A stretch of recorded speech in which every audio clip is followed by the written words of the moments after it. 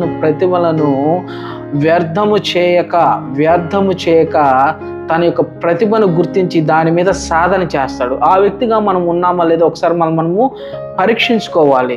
5 తలాంతులు ఇచ్చినటువంటి వ్యక్తి 10 తలాంతులు చేసుకున్నాడు. 1 తలాంతు ఇచ్చినటువంటి వ్యక్తి ఏం చేశాడు? భూమిలో దాచిపెట్టాడు. పనికి మాలిన చెడ్డదాసుడు అని చెప్పి దేవుడు అతన్ని శిక్షించాడు. ఏ స్థితిలో నువ్వు ఉన్నావు?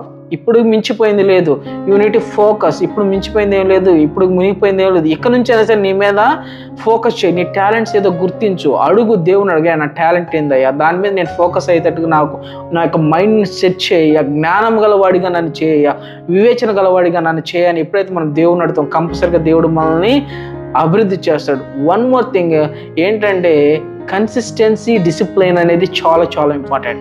నీ టాలెంట్ని మీద నువ్వు సాధన చేస్తున్నావు. కన్సిస్టెన్సీ, డిసిప్లైన్ అనేది చాలా చాలా ఇంపార్టెంట్. ఇవి మొత్తం ఎక్కడ దొరుకుతాయి అంటే దేవుని యొద్ద మాత్రమే దొరుకుతాయి. కాబట్టి my dear brothers and sisters, focus on your talents, try to improve your talents and be a good man, be a good woman in the society, be a real man who is useful for your community, for your family, for your children and your generation to generations. దేవుడు మిమ్మల్ని అందరినీ ఆశీర్వదించును గాక. మీ అందరికీ వందనాలు.